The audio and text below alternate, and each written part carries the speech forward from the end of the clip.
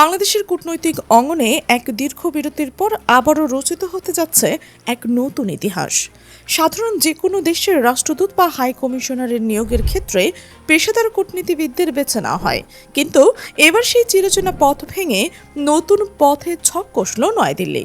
শুক্রবার সকালে যখন সীমান্তে ভোরের কুয়াশা ভেদ করে সূর্যের প্রথম আলো ফুটে উঠল, ঠিক তখনই পশ্চিমবঙ্গের পেট্রোপল সীমান্ত দিয়ে সড়ক পথে একেবারে নীরবে বাংলাদেশের বেনাপোলে প্রবেশ করেছে ভারতের নবনিযুক্ত হাই কমিশনার দীনেশ ত্রিবেদী। 3 দশকেরও বেশি সময়ের মধ্যে এবারই প্রথম প্রতিবেশী কোনো দেশ একজন ঝানু এবং অভিজ্ঞ রাজনীতিবিদকে কূটনৈতিক হিসেবে পাঠালো ভারত। 5 আগস্টের রক্তক্ষয়ী পট পরিবর্তন এবং শেখ হাসিনার পতনের 18 মাস পর সাধারণ নির্বাচনে বিজয়ী হয়ে তারেক রহমানের এই নেতৃত্বে বাংলাদেশ যখন বিএনপি সরকারের যাত্রা শুরু করেছে, ঠিক তার 100 দিনের মাথায় ভারতের এই ভিন্ন ধর্মী কূটনৈতিক চাল পুরো দক্ষিণ এশিয়ার রাজনীতিবিদদের এক তীব্র এবং চাঞ্চল্যকর কৌতূহল জন্ম দিয়েছে। প্রশ্ন উঠছে, কে এই দীনেশ ত্রিবেদী? কেন সাবেকি পেশাদার কূটনীতিবিদদের বাদ দিয়ে 75 বছর বয়সী এই বর্ষিয়ান রাজনীতিক গোলন্দাজকে ঢাকায় পাঠালো মোদী সরকার? এর নেপথ্যে কি লুকিয়ে রয়েছে দুই দেশের বৈরী সম্পর্ক মেরামতের কোনো গোপন ব্লুপ্রিন্ট, নাকি শেখ হাসিনাকে ফেরানোর এক নগ্ন পথ? 1950 সালের 4 জুন নয়াদিল্লিতে জন্ম নেওয়া দীনেশ ত্রিবেদীর জীবন যে কোনো রোমহর্ষক সিনেমার চিত্রনাট্যকেও হার মানাতে বাধ্য। 47 এর দেশ ভাগের সময় তার বাবা মা করাচি থেকে, অর্থাৎ পাকিস্তানের করাচি থেকেই রিফিউজি বা শরণার্থী হিসেবে কলকাতায় আসেন। জীবিকার তাগিদে বাবা মাকে ভারতের বিভিন্ন প্রান্তরে ছুটে বেড়াতে হয়েছিল বলে হিমাচলের বোর্ডিং স্কুল থেকে শুরু করে দিল্লির পুনে এবং কলকাতার বহু ঠিকানায় কেটেছে তার যাযাবর শৈশব। পেশাগত জীবনেও তার ছটফটানির অন্ত ছিল না। কখনো চেয়েছে পাইলট হবেন, কখনো পুনের ফিল্ম ইন্ডাস্ট্রির অভিনয় শিখেছেন, আবার কখনো স্বামী বিবেকানন্দর আশ্রমে থেকে সাধু হওয়ার দীক্ষাও নিয়েছেন তিনি। সবশেষে ডোনাল্ড ট্রাম্পের স্টেট আমেরিকার টেক্সাস বিশ্ববিদ্যালয় থেকে MBA শেষ করে শিকাগোতে কর্পোরেট চাকরিও করেছেন কিছুদিন, কিন্তু নিয়তি তাকে টেনে নিয়ে এসেছে রাজনীতির কর্দমাক্ত মাঠে। রাজনীতির মাঝেও দীনেশ ত্রিবেদীর দল পরিবর্তনের ইতিহাস এক বড় থ্রিলার। 1980 সালের দশকে কংগ্রেসে যোগ দিয়ে সুবিধা করতে না পেরে 1989 সালে ভিপি সিংহের জনতা দলে যোগ দেন। রাজ্যসভার সংসদ সদস্য নির্বাচিত হন, কিন্তু তার স্বপ্ন ছিল আরও বড়। 1997 সালে মমতা বন্দ্যোপাধ্যায়ের সঙ্গে হাত মিলিয়ে তিনি প্রতিষ্ঠা করেছিলেন অল ইন্ডিয়া তৃণমূল কংগ্রেস, যেখানে মমতা ছিলেন প্রেসিডেন্ট আর এই ত্রিবেদী ছিলেন জেনারেল সেক্রেটারি।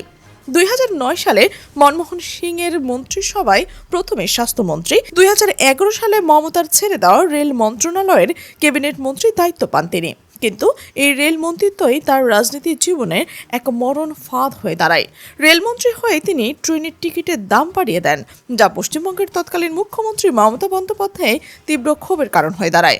মমতা বন্দ্যোপাধ্যায় তখন মনমোহন সিংকে চিঠি লিখে দীনেশ ত্রিবেদীকে মন্ত্রিত্ব থেকে সরিয়ে দিতে বাধ্য করেন।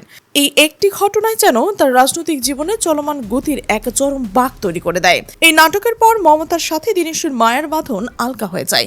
2019 সালের লোকসভা নির্বাচনের উত্তর 24 পরগনার ব্যারাকপুরে তৃণমূল টিকিটে হেরে যাওয়ার পর 2021 সালের পশ্চিমবঙ্গের বিধানসভা নির্বাচনের ঠিক আগে শুভেন্দু অধিকারের সাথে সুর মিলিয়ে তৃণমূল ছেড়ে পদ্ম শিবিরে অর্থাৎ ভারতীয় জনতা পার্টি বিজেপিতে যোগ দেন দীনেশ ত্রিবেদী। বিগত 5 বছর বিজেপির কেন্দ্রীয় পলিসি মেকিং এর বড় ভূমিকা রাখার পর ঠিক যখন আবারও পশ্চিমবঙ্গের বিধানসভা নির্বাচন গনিয়ে আসলো, তখনই তাকে প্রণয় ভার্মার স্থলাভিষিক্ত করে বাংলাদেশে পাঠানো হয়। কূটনৈতিক, গোয়েন্দা এবং রাজনৈতিক বিশ্লেষকদের গভীর মতে মোদী সরকারের এই চরম চাঞ্চল্যকর এবং ঝুঁকিপূর্ণ সিদ্ধান্তের পেছনে 3টি সুর এবং রুদ্ধশ্বাস সাবপ্লেট নীরবে কাজ করছে। প্রথমত, দীনেশ ত্রিবেদী তৃণমূল এবং কংগ্রেস এমন এক বর্ষীয়ান নেতা যার সাথে বাংলাদেশের শীর্ষ রাজনৈতিক দলগুলোর দীর্ঘদিনের একটি গোপন এবং শক্তিশালী লিয়াজ বা যোগাযোগ রয়েছে। সেই পুরনো রাজনৈতিক লাইনগুলো দীনেশ খুব ভালো করে জানেন। দ্বিতীয়ত, বিজেপি বিশ্বাস করে পশ্চিমবঙ্গের নির্বাচনে বাংলাদেশের সীমান্ত জেলাগুলোর এক বিশাল প্রভাব রয়েছে। ওপারের সন্ত্রাসীবাদের এপারে পালিয়ে আসা কিংবা এপারের ভোটারদের ওপারে গিয়ে ভোট দেওয়ার যে কুখ্যাত অভিযোগ রয়েছে, একজন চতুর রাজনৈতিক হিসেবে দীনেশ ত্রিবেদী ঢাকাকে প্রভাবিত করে সেই বর্ডার পলিটিক্স নিয়ন্ত্রণ করতে পারবেন। আর তৃতীয়, অন্তর্বর্তী সরকারের সময় ঢাকা এবং দিল্লির মধ্যে যে চরম তিক্ততা ও বরফ জমেছিল, তারেক রহমান নতুন বিএনপি সরকারের সাথে সেই সম্পর্ক ঝালাই করা এবং একই সাথে সরকারকে চাপে রাখতে বিরোধী দলের সাথেও এক সূক্ষ্ম ভারসাম্য রক্ষা করা। দীনেশ ত্রিবেদী যেমন চমৎকার বাংলা বলতে পারেন, তেমনি তার পূর্বপুরুষ করাচি হওয়ায় মুসলিম মনস্তত্ত্ব এবং উপমহাদেশীয় সংস্কৃতি রন্ধ্রে রন্ধ্রে তার অবাধ বিচরণ রয়েছে। তবে অনেক রাজনৈতিক পর্যবেক্ষকদের মতে দীনেশ ত্রিবেদীর সাম্প্রতিক বাংলাদেশ সংক্রান্ত বক্তব্যের পেছনে শুধু কূটনৈতিক সৌজন্য নয়, বরং বৃহত্তর আঞ্চলিক রাজনৈতিক হিসাব নিকাশও কাজ করছে। বিশেষ করে বাংলাদেশের চলমান রাজনৈতিক পরিস্থিতি এবং ভবিষ্যতের সক্ষমতার ভারসাম্য নিয়ে দিল্লির দৃষ্টিভঙ্গি কী হতে পারে তা নিয়ে ইতিমধ্যে নানা মহলে আলোচনা রয়েছে।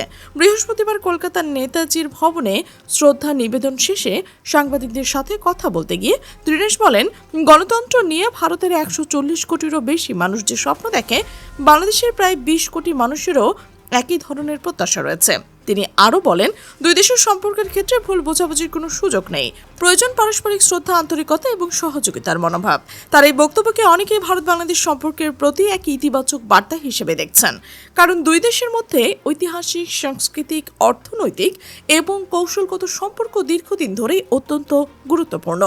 সীমান্ত ব্যবস্থাপনা, বাণিজ্য, জ্বালানি সহযোগিতা, সংযোগ অবকাঠামো এবং আঞ্চলিক নিরাপত্তার মতো বিভিন্ন ক্ষেত্রে উভয় দেশের স্বার্থ গভীরভাবে জড়িত। তবে রাজনৈতিক বিশ্লেষকদের একটি অংশ মনে করেন, বাংলাদেশের বর্তমান রাজনৈতিক পরিবর্তনের সময়ে দিল্লির স্বাভাবিকভাবেই পরিস্থিতি গভীরভাবে পর্যবেক্ষণ করছে, কারণ বাংলাদেশের যে কোনো বড় রাজনৈতিক পরিবর্তন শুধু দেশটির অভ্যন্তরীণ রাজনীতিকেই প্রভাবিত করছে না, বরং দক্ষিণ এশিয়ার সামগ্রিক কৌশলগত পরিবেশেরও এর প্রতিফলন দেখা যাচ্ছে। ফলে নয়াদিল্লির জন্য স্থিতিশীলতা, নীতিগত ধারাবাহিকতা এবং পারস্পরিক সহযোগিতার পরিবেশ বজায় রাখা একটি গুরুত্বপূর্ণ অগ্রাধিকার হিসেবে বিবেচিত হতে পারে।